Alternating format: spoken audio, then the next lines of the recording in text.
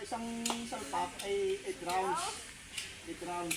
Ngayon, kada board, tigda dalawang putok. Tigda dalawa lahat. Tapos yung plate, tig isa. Ngayon yung scorer,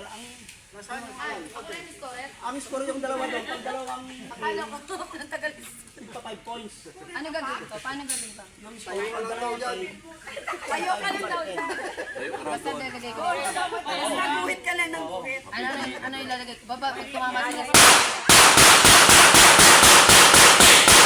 Yung dalawa, tigta 10. 10. Tigta 10 yung plate. Dito 5. Ito 5. Halimbawa, Alpha, Charlie, edi 9 lang, 9 lang. Teka lang. Pasunod-sunod sa dalawang A. Basta yung halimbawa, yung unang target, dalawang A Alpha, is, anong score ng A?